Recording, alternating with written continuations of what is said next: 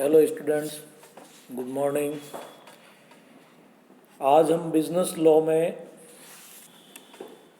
Consideration वाले chapter में, प्रतिफल वाले में, कल अपन ने लिया था बिना प्रतिफल के भी जो अनुबंध है उनकी क्या स्थिति होती है। आज हम लेंगे अनुबंध एवं प्रतिफल के लिए अजनबी, stranger to contract and consideration. अनुबंध के लिए अजनबी तथा प्रतिफल के लिए अजनबी व्यक्तियों की अनुबंधात्मक स्थिति में पर्याप्त अंतर पाया जाता है। हमारे देश में तथा इंग्लैंड में एक सामान्य नियम बन गया है कि अनुबंध के लिए अजनबी, स्ट्रेंजर टू कॉन्ट्रैक्ट व्यक्ति अनुबंध को प्रवर्तित कराने के लिए अनुबंध के पक्षकारों पर वाद प्रस्तुत नहीं कर सकता है। या इसको यूँ कहें कि जो व्यक्ति अनुबंध में किसी प्रकार का कोई पक्षकार नहीं है तथा जिसका अनुबंध से कोई संबंध नहीं है, वह अनुबंध को प्रवर्तित कराने के लिए अनुबंध के पक्षकारों पर वाद प्रस्तुत नहीं कर सकता है।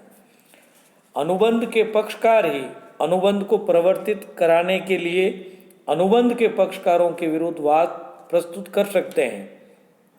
इसे ही अनुबंध में संबंधों का सिद्धांत यानी डॉक्ट्राइन ऑफ प्राइविटी ऑफ कॉन्ट्रैक्ट कहते हैं। या प्रतिफल के लिए अजनबी व्यक्ति, स्ट्रेंजर टू कंसिडरेशन, अनुबंध का पक्षकार है तो वह अनुबंध को प्रवर्तित कराने के लिए वाद प्रस्तुत कर सकता है। फॉर एग्जाम्पल, ए, बी तथा सी एक अनुबंध करते हैं जिसके अनुसार ए बी को 10,000 रुपये देता है तथा बी ए को सी के लिए एक मकान बना देने का वचन देता है। या सी अनुबंध का एक पक्षकार है किंतु प्रतिफल के लिए अजनबी है, अतः सी बी को अनुबंध के लिए बाध्य कर सकता है। Long life tyre company rod star नामक थोक व्यापारी को बहुत बड़ी मात्रा में टायर इस शर्त पर बेचती है कि वह रॉड स्टार कंपनी द्वारा निश्चित मूल्य से कम मूल्य पर टायर वापस नहीं बेचेगा। रॉड स्टार इस शर्त का पालन करते हुए कुछ टायर रॉड मास्टर नामक फुटकर व्यापारी को कंपनी द्वारा निश्चित किए गए मूल्य पर बेच देता है, किंतु रॉड मास्टर उन टायरों को कंपनी की मूल्य सूची से कम मूल्य पर पुनः बेचना प्रारंभ कर देता है। इस पर कंपनी रॉड मास्टर पर वाद प्रस्तुत करती है। यहाँ पर कंपनी रॉड मास्टर पर वाद प्रस्तुत करने का वैधानिक अधिकार नहीं रखती है, क्योंकि रॉड मास्टर अनुबंध का पक्षकार नहीं था, वह अनुबंध के लिए अजनबी था, अतः न्यायालय ऐसे विवादों को रद्द कर देगा। तो इससे ये स्पष्ट है कि अनुबंध के लिए अजनबी व्यक्ति पर वाद प्रस्तुत नहीं किया जा सकता है, किंतु यदि कोई व्यक्ति प्रतिफल के लिए अजनबी है अथवा अनुबंध में तृतीय पक्षकार है तो वह अनुबंध को प्रवर्तित कराने के लिए अन्य पक्षकारों पर वाद अवश्य प्रस्तुत कर सकता है। अपने देश में इस सिद्धांत का प्रतिपादन चिनैया बनाम रेमैया के मामले में किया गया था, जिसका अभी उल्लेख किया गया है। इसके कुछ अपवाद है सिद्धांत के। आधुनिक व्यापार तथा वाणिज्य के विस्तृत क्षेत्र में ये चीज़ हमेशा लागू नहीं होती है। या इसको यूँ कहें कि इस सिद्धांत के अनेक अपवाद हैं। ये अपवाद एजेंसी, लीज, प्रन्यास, संबंध आदि से संबंधित है। अतः सन 1937 में इंग्लैंड की विधि पुनरीक्षण समिति, लॉ रिवीजन कमेटी ने ये व्यवस्था की थी कि जब किसी अनुबंध से स्पष्ट रूप से किसी तीसरे पक्षकार को लाभ होता है तो वह तीसरा पक्षकार अपने नाम से ही अनुबंध को प्रवर्तित करवा सकता है। इस मामले में कुछ अपवाद है जिसका अपन अध्ययन करेंगे। पहला है प्रन्यासी की स्थिति में। जब किसी तीसरे व्यक्ति के पक्ष में किसी संपत्ति में प्रन्यास उत्पन्न किया जाता है तो ये सिद्धांत लागू नहीं होता है। यानी प्रन्यास में हित रखने वाला व्यक्ति उन सभी अधिकारों को कानूनी रूप से प्रवर्तित करवा सकता है जो उसे प्रन्यास के अंतर्गत प्रदान किए गए हैं, जबकि प्रन्यास में हित रखने वाला व्यक्ति प्रन्यास अनुबंध का पक्षकार नहीं होता है। फॉर एग्जाम्पल, सी बी को एक पार्सल डाक से बीमा करवा कर भेजता है। रास्ते में वह पार्सल कहीं खो जाता है तो बी को ये पार्सल प्राप्त नहीं होता है। बी डाक विभाग पर क्षतिपूर्ति के लिए वाद प्रस्तुत कर सकता है क्योंकि पार्सल प्राप्त करने वाले के पक्ष में प्रन्यास का निर्माण हो गया है। ये मामला 1959 में आया था। अमरुल्ला बनाम केंद्रीय सरकार का एक मामला था, उसमें ये आया था। सेकेंड है अवयस्क के अनुबंधों में प्रावधानों की स्थिति में।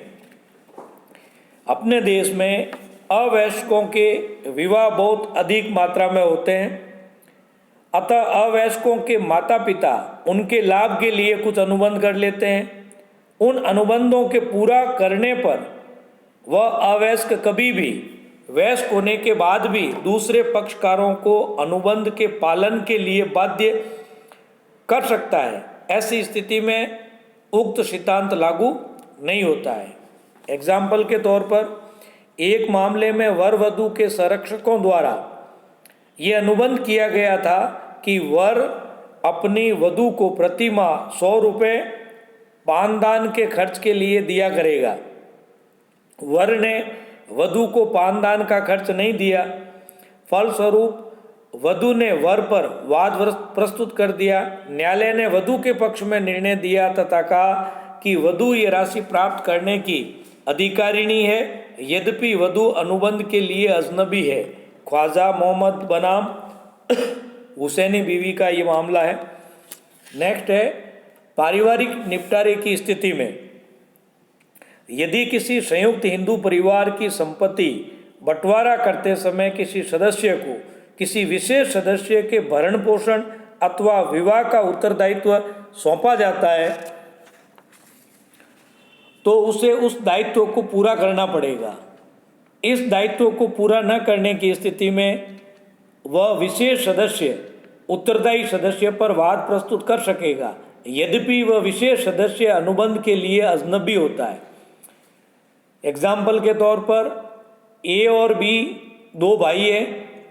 इनके पिता ने संपत्ति को इन दोनों में बराबर बांट दिया और ये अनुबंध किया कि ए अपने पिता को तथा बी अपनी माँ को प्रति माह 250 रुपये देंगे।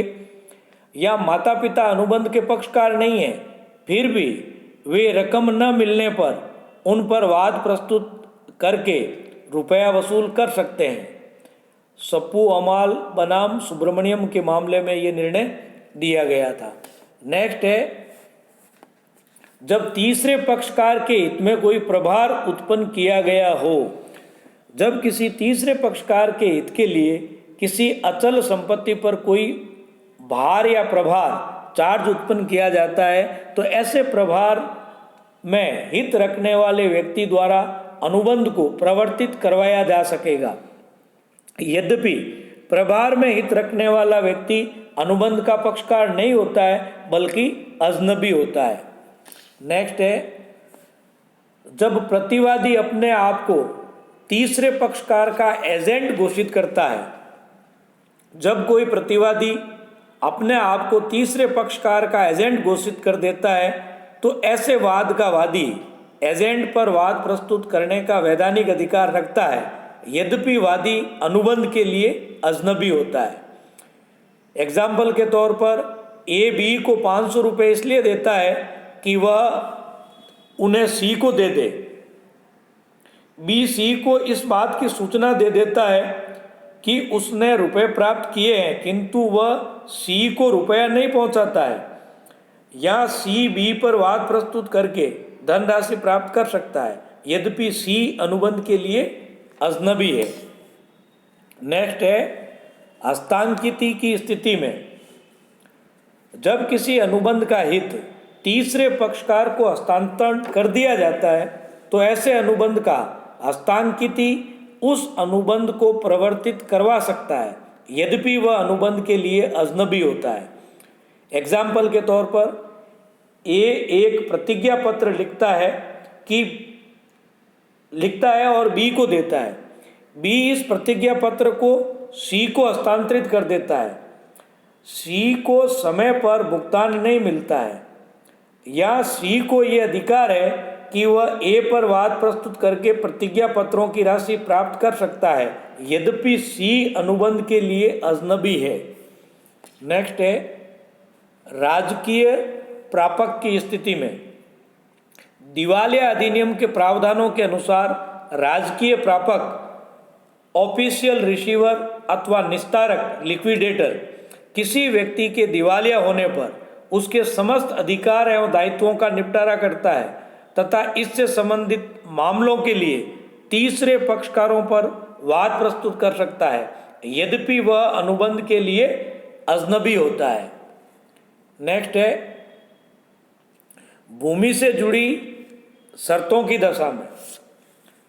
कभी कभी किसी भूमि का क्रेता ऐसी भूमि को खरीदता है जिसका स्वामी उस भूमि के क्रय के मूल अनुबंध के अनुसार कुछ शर्तें मानने को बाध्य होता है।